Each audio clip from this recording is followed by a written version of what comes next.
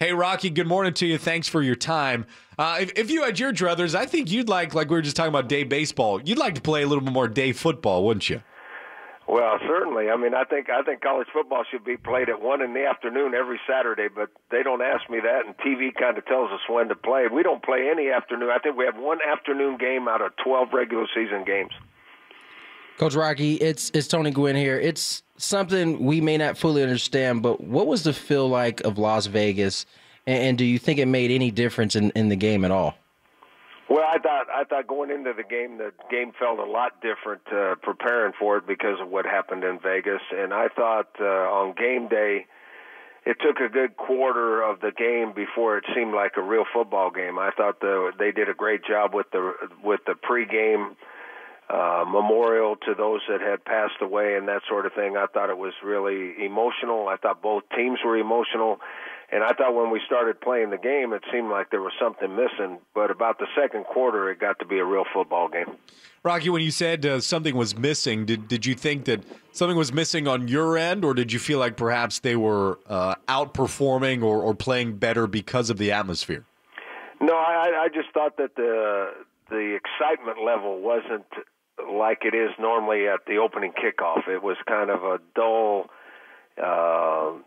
worrisome deal that we were playing football. Maybe we shouldn't be playing football. I just got to feel that the excitement level wasn't the same as it normally is at the opening kickoff. But after a couple pretty good hits on both sides, their side and our side, all of a sudden it became a football game again. In the post game, Rashad Penny was asked about his Heisman chances, and he elected to really talk about his teammates and what had happened in Las Vegas. Well, how does his leadership kind of circulate through that locker room? Well, I think we do a nice job around here with our seniors. Our seniors are our leaders. We put them up as leaders. We meet with them all the time. We talk about anything under the sun. And obviously, we're really lucky this year because guys like Rashad and a lot of the other seniors, they're team guys first. They're not individuals. They're team guys first, even though Rashad is one of the best running backs in the country and has a chance maybe to get a vote or two for the Heisman Trophy. I think team success is number one to him, and I also think that we have some guys that understand the meaning, especially the seniors, understand the meaning of what happened in Vegas. You know, we were talking about it leading through the week, and you know, it was more like going to a funeral than it was to a football game. But I think they understand the significance of the event, and obviously that overshadows any individual honors or awards or anything else.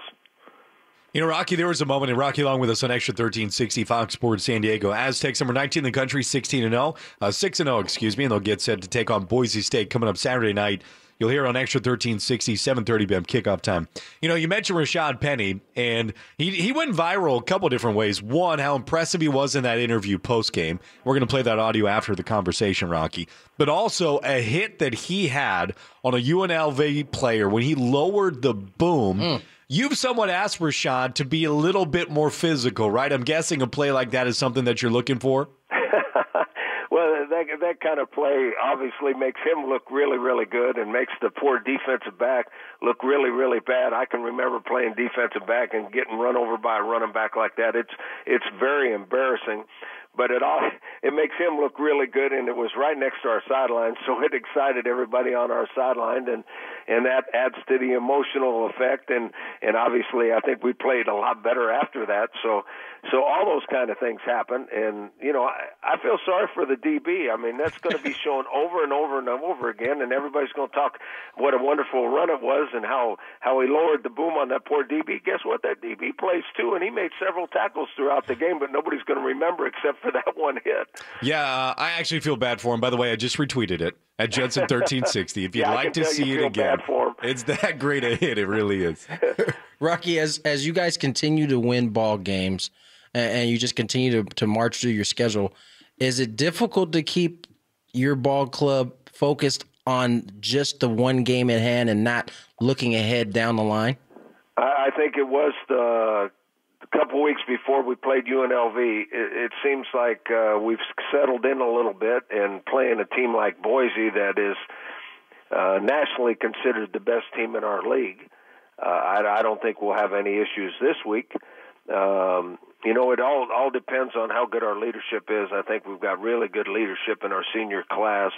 There's some young guys that might fall into that trap. I don't think the seniors will, and I don't think the seniors will let the rest of them fall into that trap. Rocky, being number 19 in the country, I know a lot of people, and you moved up to number 18 in the coaches poll. I know that there were plenty of fans out there that felt it was unfair that Notre Dame jumped up 5 spots, even that South Florida stayed at number 18. What do you make of being number 19, and when do you really start paying attention to the rankings, if at all? Don't pay attention to them at all. I mean, I'm sure our players do, and I'm sure that our fans do, and it's nice to be considered one of the top 20 teams in the country. That's really nice. But that's all based on a week-to-week performance, and every week we have another game to play, and it only matters if you're ranked at the end of the year in the top 25. That's pretty significant, and that's something that you can be proud of. And if we're able to keep this thing going, I think we'll move up in the rankings when we deserve to. And we're a non-Power 5 team, so we're always going to get jumped over by the Power 5 name teams like a Notre Dame. What would you consider a successful season this year for this particular Aztec ball club? If we win the conference championship and get into a bowl, I guess we've already qualified. I've never done this before this early in the season. We've already qualified for a bowl game. But if we win our conference championship, that's our number one goal. That'd be very successful. Rocky, we'll let you go. I guess we should have just begun with congratulations. 6-0. Impressive first time since 1975. You still got a ways to go to get over 1975. That was a really good football team. I think they started 8-0. So come on, Rocky. We want to get in the 60s here when we reference these things. Well, the interesting deal is none of our players remember 1975. I bring that up, and they look at me like, what are you talking about? That's the Stone Ages. Rocky, congratulations again. Thanks for your time this morning. Thank you, Rocky. I appreciate it, guys. Thanks.